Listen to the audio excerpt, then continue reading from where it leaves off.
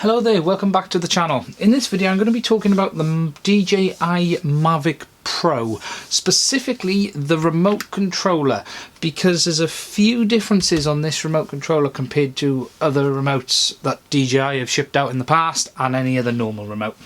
So to get started, the Mavic comes with this almost game controller type RC, which is really nice, small, compact. It feels fantastic, to be fair. The quality of the remote controller is massive. It really is. There's some specific things on it people should know. To get started, the biggest change really from using it point of view compared to another remote is the way the gimbals work on the sticks. If I take a normal remote controller like the FR Sky Taranis, the gimbals use basically resistors to measure movement on the sticks. So it's a variable resistor, so as you move the stick it picks up the difference and that is translated then into movement. The way the gimbals work on the Mavic is with what they call Hall effect sensors. So these are magnetic sensors that detect variations in the magnetic field. So what DJI have done is in the bottom of each stick have put a magnet. Right below it is then a sensor, so as you push the stick forward, the magnet is moved away from the sensor towards the bottom. As you pull the stick back, the magnet is moved away from the sensor towards the top. Now this sensor is capable of detecting that micro movement and in which direction, and it uses that information to translate that into stick movements.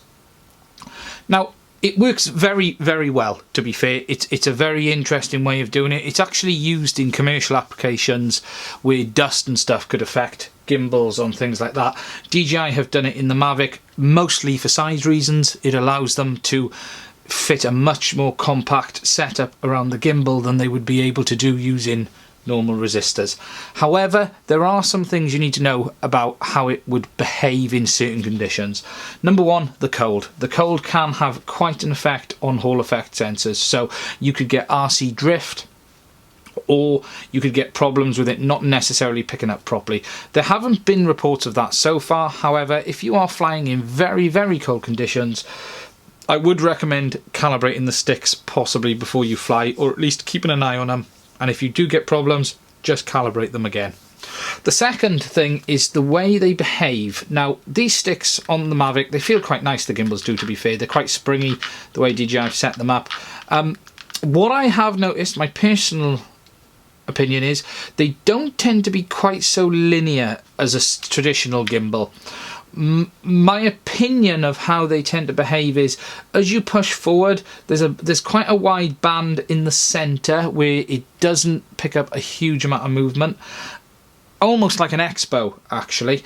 As you then get towards the mid stick point of from say the midpoint up towards the top, it's quite linear.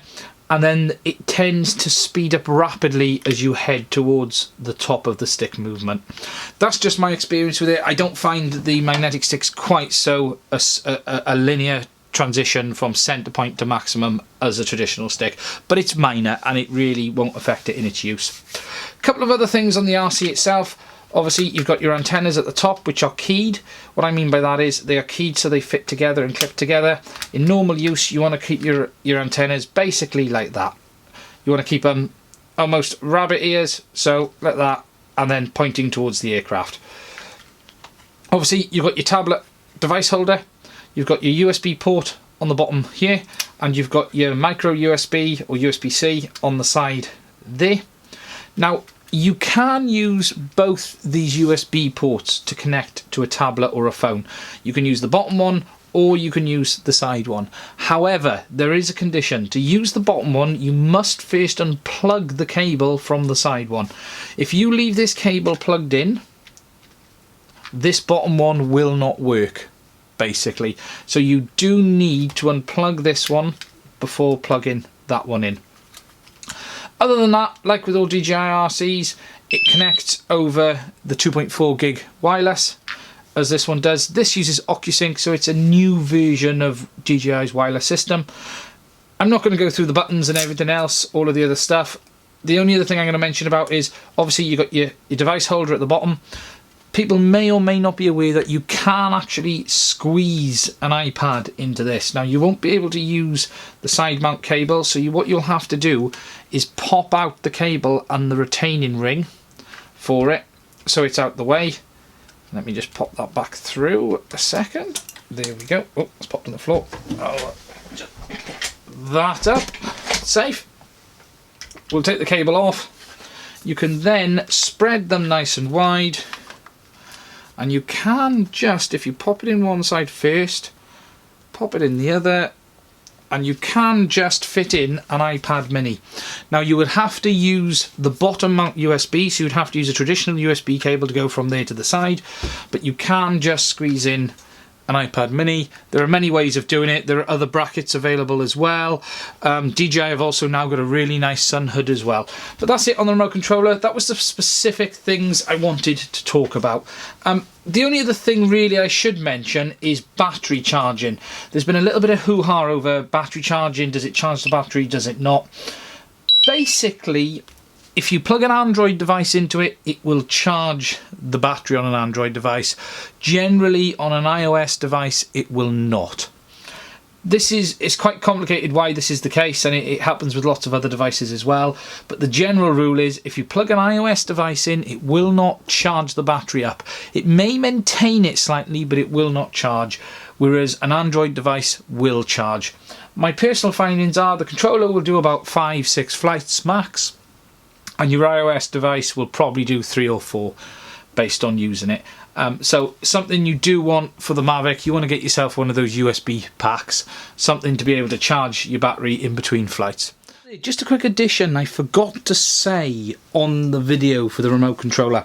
I strongly suggest if you've got a 3D printer, print up one of these. Otherwise, get on eBay, pick one up. You'll pick one up for next to nothing. Print yourself up or get myself one of these stick holders. The reason being, the sticks on the Mavic stick out quite a lot. Now, some people have said they can get their ones to come off. You know what? I've never even tried on mine, and I have no intention of trying it. But when you're putting it in the bag, you don't want the stick to be deflected all the time when it's in the bag. Get yourself one of these. It just pops over the top like that, and it just locks the sticks, stops them getting damaged, moved around, and it just protects it while it's in the bag, stopping it getting damaged and pushed. That's it. Thank you for watching the channel. Please subscribe.